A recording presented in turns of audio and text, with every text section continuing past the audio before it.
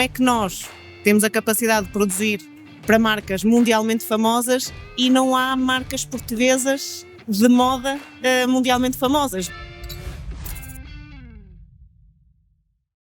Olá pessoal, começando um novo podcast aqui na Arena fornecido pela gente no estúdio da AWS.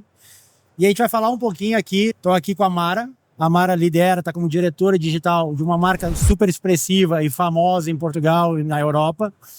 E aqui, Mara, a primeira conversa que a gente já começa, e mais uma vez, obrigado por estar com a gente aqui. A gente estava conversando dessa jornada, a Mara portuguesa no Brasil, o tamanho do evento e tudo mais. Obrigado mais uma vez por estar aqui com a gente. Obrigada eu pelo convite. Quando a gente começa a falar de fashion, a gente, primeiro coisa que menos vem, a gente vem Milão, altamente fashion, França, alta costura, nos Estados Unidos, Nova York, marca de rua, streetwear. Como é que Portugal se consolida e se posiciona no mercado de fashion tão competitivo? Como é que Portugal é visto nesse mundo de fashion? Portugal tem a componente da qualidade da produção, ou seja, o facto de haver ainda um número casualmente elevado de marcas portuguesas de moda, se calhar não globalmente muito conhecidas, mas em Portugal um grande número, é pela parte da manufatura. Portugal tem zonas que efetivamente toda a parte de fabril e toda a componente de produção são empresas têxteis. Somos conhecidos pela qualidade, ou seja, mesmo falaste de Milão, falaste do mercado da fashion de França, de grandes marcas de luxo, muitas delas produzem em Portugal e eu acho que aí está o nosso selo de qualidade e o de sabermos fazer as coisas neste setor, sem dúvida. O primeiro choque quando eu cheguei em Portugal, isso já tem aproximadamente uns 7 anos, era que marcas que a gente vê de alto luxo, na verdade a etiqueta que é feita fora de Portugal, porque o produto todo é feito, criado dentro de Portugal, se manda para fora como white label e lá fora se faz. Então assim, quando a gente fala de qualidade dentro da Europa, no mundo fashion, Portugal é a referência. E muita gente não sabe disso. Aquela marca de alto nível que a gente está falando de alta costura, muitas vezes ela é feita em Portugal. Não, e na parte de moda, têxtil, na parte do calçado também. Ou seja, o calçado acho que se calhar até internacionalmente tem mais nome do que propriamente o têxtil, mas sim, sem dúvida que é essa parte da qualidade que em Portugal sabemos fazer bem. Sim. E como é que é esse desafio, assim, porque eu sou conhecido como fazer, como a gente fala aqui no Brasil, né? Eu sou conhecido por produzir o café e a laranja, mas não o suco. Sim. Vocês aí na parte da fashion, como é que esse desafio ele entra para o digital e dizer, é reconhecida a qualidade do produto, mas não é reconhecida a marca portuguesa, a marca que estampa a roupa. Como é que esse desafio, especialmente esse desafio no digital? Em digital e não só, eu acho que esse é o grande desafio das marcas portuguesas e mesmo em Portugal nós acabamos por ter muitas discussões à volta disto, principalmente quando estamos em fóruns mais industriais e mais internos, que é como é que nós temos a capacidade de produzir para marcas mundialmente famosas e não há marcas portuguesas de moda mundialmente famosas, não é? Temos os nossos vizinhos de Espanha, em que efetivamente nasceram lá os grandes colossos e as grandes empresas de fast fashion e de moda, que muitas delas no início também produziam em Portugal, agora já pouco, já tem uma produção por uma questão também de custos, como é óbvio, mas que no início produziam em Portugal, mas não tivemos essa capacidade. Pronto, acho que é um ponto que sem dúvida a todos os portugueses nos preocupa e não tivemos se calhar os apoios para poder fazer esse passo. Mas a salsa ela vem no movimento, e aí, se eu estiver falando bobagem, por favor me corrija, no movimento de botar a marca dela em mercados talvez mais maduros ou mais expressivos. E aí a gente tem um escritório em Barcelona e recentemente inaugurou uma loja da salsa bem no centro, junto com as grandes marcas de fashion. Em Dubai também já tem. Como é que é esse movimento de, a gente é uma marca tipicamente portuguesa, muito forte em Portugal, mas agora também no momento de expansão para mercados onde a moda, o jogo é diferente. Como é que o jogo é muito diferente. A salsa tem mais de 30 anos.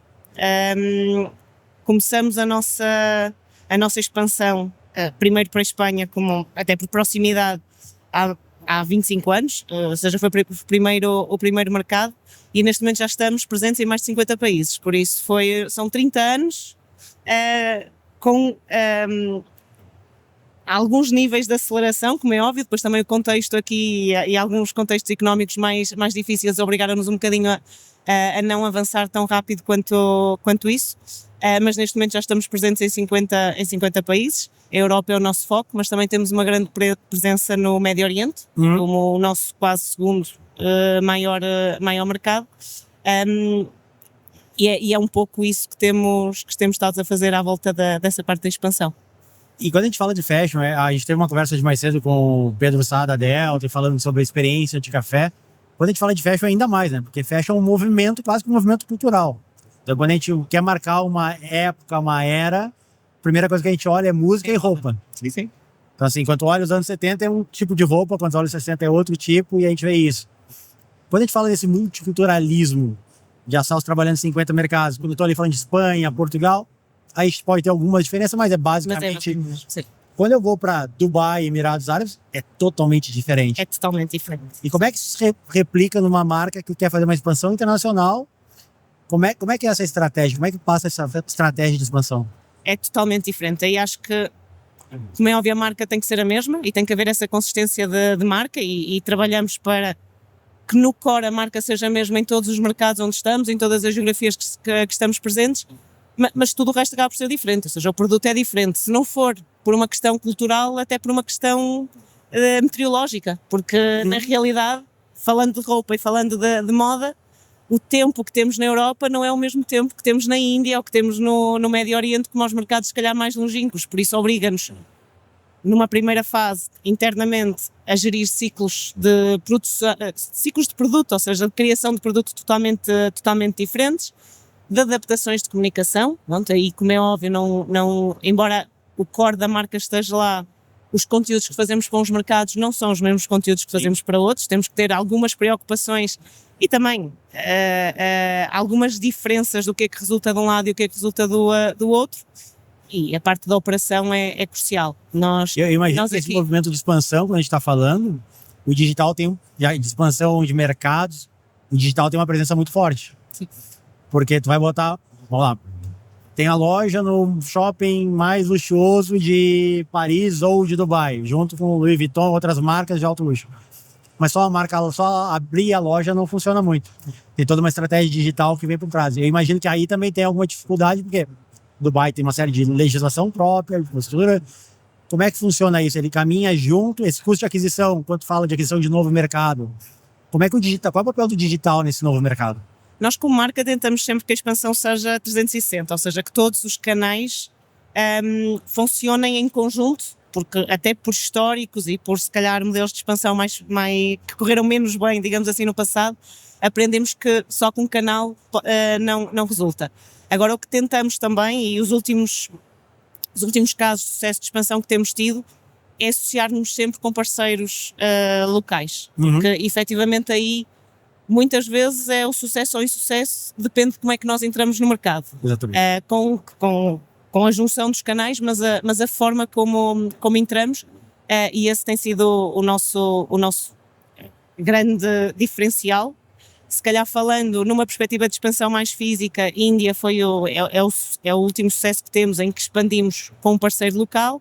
Falando se calhar numa perspectiva mais digital, em que fizemos mais uma vez a expansão com vários canais, com toda a nossa rede wholesale e com a parte digital, e dando como, por exemplo, a Alemanha, associar-nos a parceiros, associar-nos a grandes players alemães, como é o exemplo da Zalando, como é o exemplo da About You, foi crucial na nossa expansão do que irmos sozinhos com a nossa estrutura, porque o conhecimento que esses parceiros têm do mercado é totalmente diferente do que aquele que nós conseguimos aportar logo no início.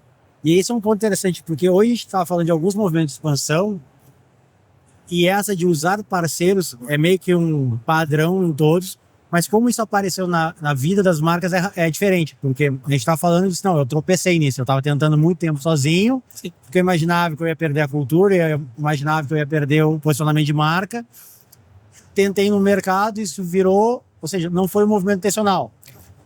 No caso de vocês, como é que foi No isso? caso de nós, e posso voltar ao exemplo que acabei de falar da Alemanha. A primeira tentativa de expansão que fizemos para a Alemanha, ainda o digital não tinha a força que tem agora, foi julgo que há mais de 15 anos atrás.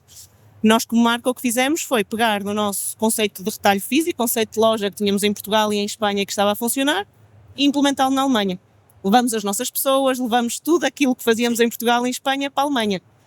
Foi uma aprendizagem, porque efetivamente não tinha por onde resultar, ou seja, a cultura dos nossos colaboradores não era a mesma que na Alemanha, não conhecíamos o mercado, não tínhamos os contactos nem para perceber o que é que poderia funcionar e o que é que não poderia funcionar. Muitos anos após isso, ainda não voltamos com as nossas próprias lojas, mas com parceiros multimarcas e com o digital neste momento, olhando só para a esfera digital, a Alemanha já é o nosso quarto mercado, por isso uma expansão falhada há 15 anos atrás, aprendemos, corrigimos e efetivamente agora é um dos grandes casos de sucesso na nossa expansão.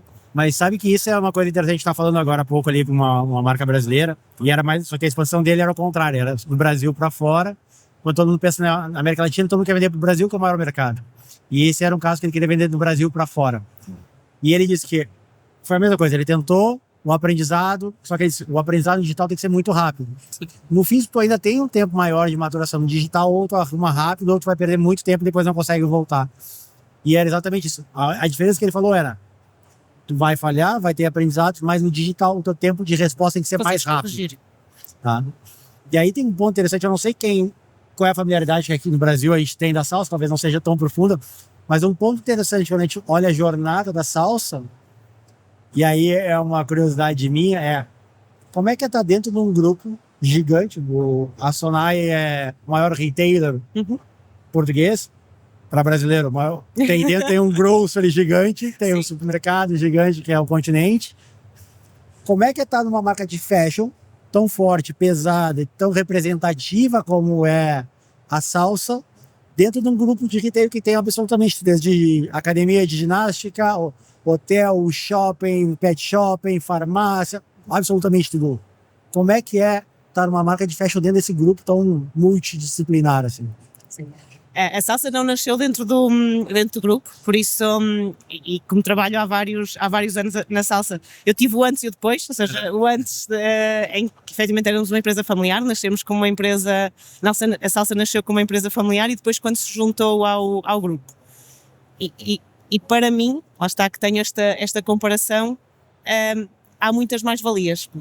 A Sonai é o grande grupo português, não? À escala de Portugal, opera, como estavas a dizer, em múltiplas áreas de negócio. Neste momento nós somos a única marca de moda que eles têm, mas a verdade é que pertencer a este grupo abre portas e abre oportunidades e elimina obstáculos. Por isso eu acho que aí há todo um plus de termos uma estrutura por trás que também nos ajuda, digamos, até na nossa própria estratégia de expansão, até na própria estratégia de investimento, sem dúvida. Sabe que a gente estava falando, ano passado a gente esteve aqui com o pessoal da Sonai, no Continente. E aí a gente estava numa conversa falando sobre, mais ou menos nesse mesmo caminho de multimercado, de expansão, de usar parceiros. E eles mencionaram um caso de um tapete que eles tinham no Continente para vender, tapete e um conjunto de talheres. Que eles tinham para vender no Continente de Portugal e que tinham uma dificuldade de vender no preço cheio, no PVP. E quando eles foram botar isso, tentar a estratégia de vender isso através de parceiros em mercados fora, esse produto explodia de vender. Acabava o que eles vendiam em 6 meses, dependendo do mercado, vendia em uma semana por 3 vezes mais do que o preço que eles conseguiam vender em Portugal. Dentro do mundo de fashion, tu também vê uma coisa, pô, isso aqui a gente pensou que ia funcionar em Portugal, não funcionou, mas aí eu fui para outro mercado e super deu certo, ou ao contrário, pô, a gente fez essa linha pensando no mercado fora e quando a gente viu, não funcionou lá, mas funcionou em Portugal, por exemplo. Na parte de moda é um bocadinho mais difícil. Ou pelo menos exemplos, eu não estou a conseguir identificar um exemplo dessa magnitude.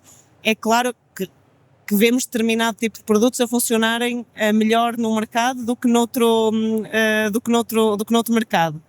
Mas Portugal sendo a nossa origem, o nosso core, sem dúvida que é aquele em que é mais ao contrário, em Portugal quase tudo funciona, fora é que uns funcionam e outros não funcionam, porque a própria notoriedade de marca que nós já temos em Portugal faz com que, olha, a título de exemplo, nós como marca, nós somos uma marca de moda, mas temos nos últimos tempos investido em outros segmentos, vou-lhe chamar assim, na parte de cosmética, na parte, lançamos alguns produtos na parte de cosmética, lançamos o ano passado uma coleção de vestuário animal, não?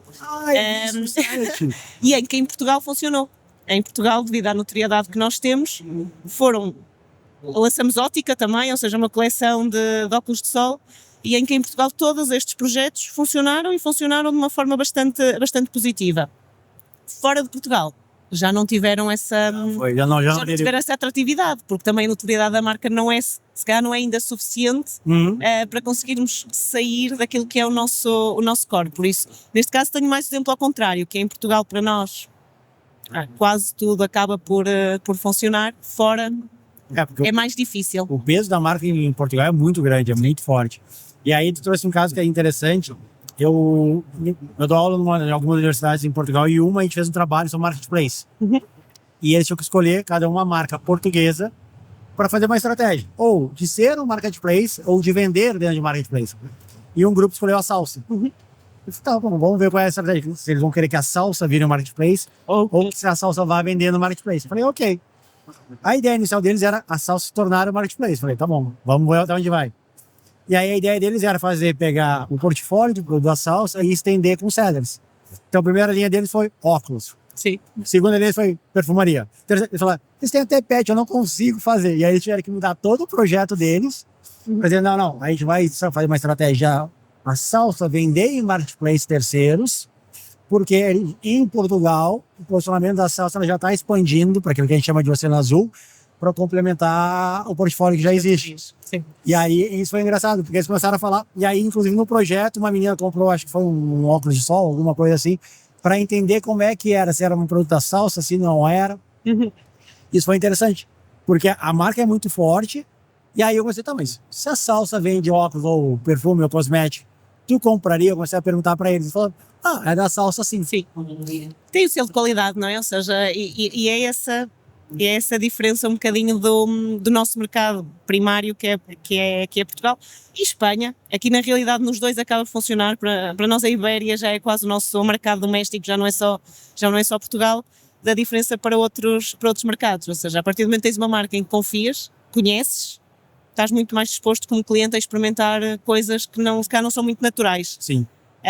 Em mercados onde essa notoriedade ainda não existe, ainda não conseguiste dar esse passo em que acreditas que a qualidade de um perfume ou a qualidade de uns óculos vai ser a mesma que tens no vestuário. Sim. E sabe que para nós, a gente que é brasileiro, e aí falando por mim, mas há outras pessoas que eu já falei que moram em Portugal e chegam lá, e tem a ver com isso que a gente está falando. A gente passou a escola inteira, o colégio inteiro estudando a história do Brasil. A história do Brasil está altamente ligada com a história de Portugal. E aí a gente tem a ideia do português desbravador. Aquele que entrou numa caravela, na realidade 3 caravelas. Agora eu lembro, é Pita, Nina e alguma outra, esqueci. Eu só lembrava o nome das 3, agora já não sei. Pega uma caravela, se joga no mar aqui, algumas pessoas pensavam que acabavam no horizonte, e vai desbravar outro mundo, vai fazer outras coisas e vai descobrir. E a gente vê muito que esse legado, esse movimento de desbravar, essa coragem de buscar o novo, de reinventar, isso ainda persiste em marcas portuguesas. E o exemplo é o que a gente está falando agora. Vocês estão em 50 mercados. Para a gente ter uma ideia de comparação com a realidade brasileira, Portugal inteiro caberia 3 vezes em São Paulo. Sim. Então, assim... Isso acaba por ser uma necessidade, não é? Ou seja, nós nascemos no mercado de 10 milhões de habitantes. Ou seja, 10 milhões de habitantes, para aqui não é um bairro, nem sei se é um bairro, se calhar até é menos do que um bairro, por isso não havia, para marcas portuguesas não há outro cenário se não sair fora das suas fronteiras, porque ainda mais em fashion, em que a escala é necessária, até para uma empresa ter financeiramente, ser mais saudável, ter melhores margens e mais rentabilidade precisa de escala. Um mercado de 10 milhões de habitantes não dá escala, ainda mais no posicionamento de preço que nós estamos, em que em Portugal nós acreditamos que estamos, como é óbvio, há sempre clientes que podemos ainda trazer para a nossa marca, mas já estamos perto de um grau de maturidade elevado, tendo em conta a população e a quantidade de pessoas dentro do país com capacidade financeira para usar a nossa marca. Porque quando a gente pensa em fashion, o fashion precisa de uma recompra. Sim. Não é como um frigorífico. Sim, não é como o supermercado, não é? Frigorífico traduzindo para brasileiro agora. Uma geladeira. Não é como uma geladeira que eu compro uma e vou comprar daqui a 10 anos. Então, assim, o fashion ele necessita de um giro muito alto. E o mercado de 10 milhões, tu tira uma faixa de idade que já não consome mais, uma faixa de idade que ainda não está consumindo, sim. Tu fica meio engargalado ali. Ou seja, é sim ou sim a necessidade. É uma necessidade latente que se tem. E aí tu vê marca, e é por isso que eu falo, assim, é muito interessante. E aí foi meu primeiro momento, ok, estou vendo o que eu aprendi na escola, que o português tem essa necessidade, mas também tem no seu ADN, no seu DNA, continuar de fazer isso, de buscar fora. E eu falo, um dos países que se fala melhor inglês é Portugal na Europa. Se for lá num garçom, no restaurante, ele fala um inglês muito, muito bom. É uma questão de necessidade. Eu acho que em tudo é uma questão de necessidade. Ou seja, os portugueses nisso são ótimos, não é? Que é para resolver. Estamos lá, é para fazer, é para resolver, ou vamos por aqui ou vamos por ali. E também o facto, e até vai um bocadinho à gênese do país, ou seja, nós somos um país de imigrantes, ou seja, olhando para os outros países dentro da União Europeia, nós temos imensa imigração para a França, imensa imigração para a Alemanha, e é um bocadinho isso de fazer acontecer, ou seja, de ir para outros sítios e fazer acontecer. E aí, assim, a gente já, infelizmente, passa rápido, já estamos batendo ali no horário. Eu acho que a gente pode resumir aqui, então, voltando lá, fazendo um recap lá no início, mais importante do que da onde a roupa é envelopada, a gente está falando em consistência e qualidade. Sim. E adaptabilidade também. Eu acho que aqui, e estando a falar da Salsi, uma marca de 30 anos, como é óbvio, de onde viemos tem toda a importância, ou seja, foi aí que nós criamos a nossa proposta de valor, o que é que nos diferencia, os nossos jeans, o nosso produto com a qualidade que sempre garantimos ao longo destes anos todos. A consistência da marca também fez com que crescesse e que ganhássemos notoriedade, mas sem dúvida a adaptabilidade, ou seja, como é que nós nos fomos adaptando, quer dentro de Portugal, às várias mudanças de consumidor, não é? Ou seja, se calhar começamos com uma orientação para um target muito jovem, vimos que o nosso target foi de alguma forma crescendo e fomos nos adaptando a esse crescimento, mas também garantindo que conseguíamos continuar a captar o público mais jovem, sendo uma marca de moda. Mas está, o que usamos hoje não é, os produtos que temos hoje não são os mesmos produtos que tivemos há 10 anos ou há 15 anos, por isso eu acho que essa adaptação também foi fundamental para o nosso sucesso e para o sucesso que estamos a ter neste momento. Legal. Assim, para mim fica claro, depois dessa aula que tu mostrou de fashion e tudo mais, que o global não é parecer global, não é dar uma ideia, mas sim, é uma consistência, como tu falou, a gente tentou lá atrás, tentou de novo, buscou, é um aprendizado. Então, quando a gente fala de uma marca, do tamanho que a gente está falando de Salsi, um segmento altamente rotativo, competitivo, que briga por preço, mas tem um funcionamento de marca, ou seja, tem uma série de variáveis aqui e vem de uma origem de um mercado pequeno, potencialmente um mercado consumidor pequeno. Aqui a palavra, talvez muito mais do que alcance, é consistência. Né? Sim, sem dúvida. É consistência, lá está, é o que estavas a dizer, ou seja, não corre bem, muda, tenta outra vez, e aí o digital, sem dúvida, é uma mudança de paradigma de há 10 anos atrás ou há 20 anos atrás, porque o ponto que referias há pouco é verdade que no digital tudo tem que ser mais rápido, mas o investimento também é menor, ou seja, falhar com o digital é mais fácil de fazer outra vez. Sim, porque tu montar uma loja não deve ser nada barato, né? Do que ter um investimento, montar um espaço físico, garantir tudo, corre mal, não dá muito, não é muito flexível, ou seja, olha, agora não vamos montar uma loja totalmente diferente. E eu acho que esse ponto da consistência e da adaptabilidade é sem dúvida essencial. Muito obrigado, Mara, por estar e por esse tempo com a gente aqui. Foi incrível. Espero que esteja gostando do evento. Muito. Tem um dia e mais, meio Ainda dia e mais um dia inteiro ainda para caminhar e bater perna aqui. Sim, acho que ainda não consegui sequer chegar a metade, por isso. Mas já chegou até o Insano VTEX, agora daqui para lá. É isso. Mas obrigado, é muito para nós. E aí, já falando o nome da Claudinha, que está aqui com a gente, tá com a gente na frente da operação de Portugal, é muito importante a gente trazer vocês para cá, para vocês verem o que é a VTEX. Assim, a VTEX aqui tu consegue ter uma dimensão dela e é muito importante construir isso com vocês, mostrar o que a gente está fazendo nesse processo digital junto, ter marcas com vocês dentro desse processo de digitalização de mercado. E é muito importante a gente trocar uma ideia, porque a gente tem, de novo, origens parecidas, mas com ângulos diferentes. É muito legal construir isso junto. Sim, eu fiquei a saber que Vitex vem de têxtil. Por exemplo. Vitrine têxtil. Exatamente, também foi algo que aprendi entretanto.